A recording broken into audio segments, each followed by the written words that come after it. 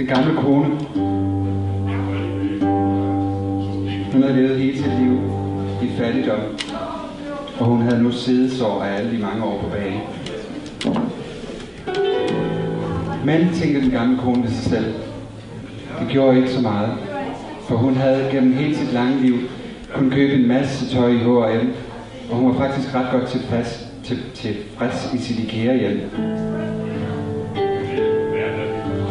En dag, der fik den gamle kone imidlertid en mail, og i den mail der stod der: Tillykke, du er kunde nummer 1 million. Hvis du klikker på dette link, så kan du vinde den største skat nogensinde.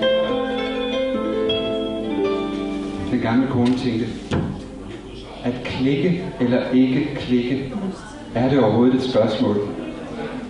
Og før hun havde kunnet finde noget svar på det, så havde hendes hånd klikket for hende. Og der stod hun i Slaraffenland. Foran hende, der var der en stor lyserød portal. Det var en datingportal. Den gamle kone gik ind. Der blev hun bedt om at lave sig en profil.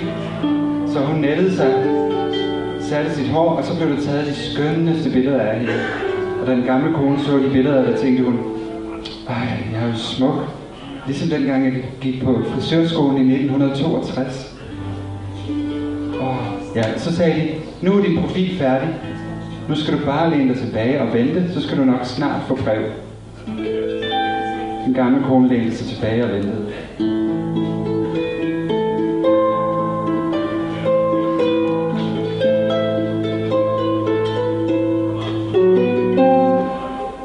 Lød det pludselig, og det betød, at hun havde fået brev.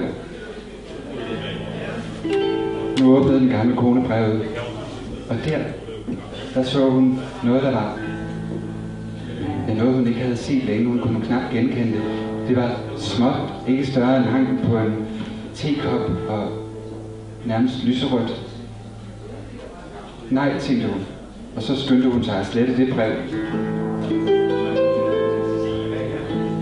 Hun kiggede på brorens profil, og brevet var altså fra lillebror. Nå, tænkte hun. Hun måtte jo bare vente og se, hvad der skete.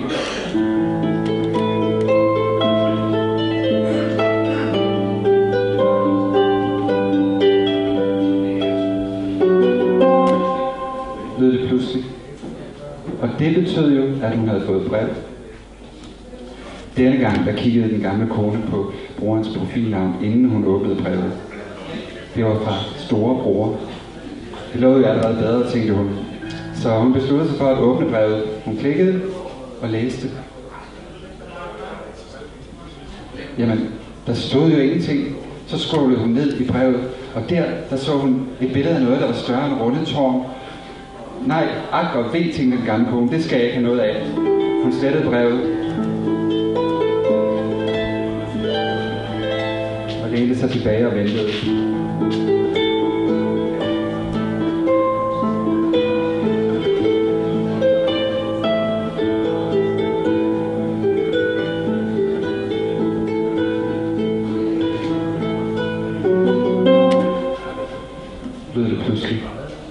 Og det betød, at hun havde fået brev. Det her brev, det var fra bror ikke noget. Bror ikke noget, tænkte den gamle kone ved sig selv. Det var da et underligt brornavn. Der er der ikke nogen, der ikke er noget. Men det var også en lille smule interessant, så hun besluttede sig for at åbne brevet. Og der stod der: Hej smukke, har du lyst på noget? Om hun havde lyst på noget, tænkte hun. Det var da et besynderligt spørgsmål. Men også en lille smule pigerne. Så hun besluttede sig for at invitere bror ikke noget hjem. Der var jo ikke nogen, der ikke var noget, tænkte hun. Det pirrede sådan til hendes Florence Nightingale-syndrom. Samme aften kom bror ikke noget forbi. Og hvor de hyggede sig. Det var længe siden den gamle kone, hun havde hygget sig så meget, tænkte hun.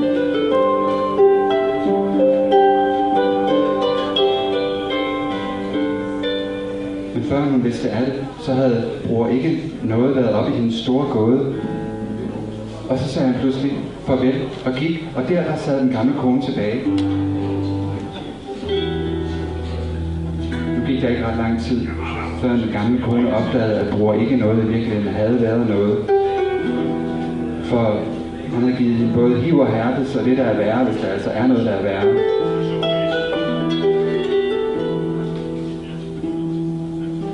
Ak og ved, tænkte hun. Hvad skal der dog blive af mig? Ja, jeg må vel bare vente. Det ved jeg da, hvordan man gør, tænkte den gamle kone. Så hun lænede sig tilbage og ventede.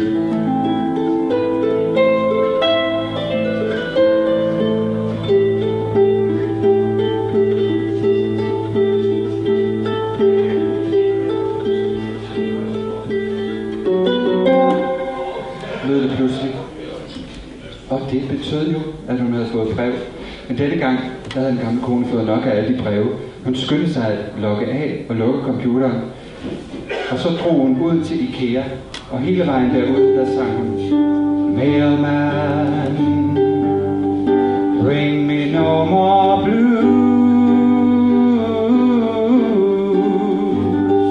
Mailman, bring me no more blues.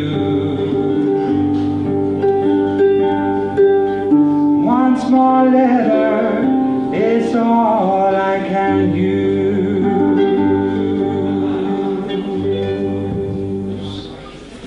Det var eventyret om den gamle kone og bror ikke noget. Og deraf, der kan man selvfølgelig lære, at man skal huske at bruge noget, og passe godt på de brugere, man bruger, men passe endnu bedre på, hvordan man selv bliver brugt. Det var alt, hvad jeg havde.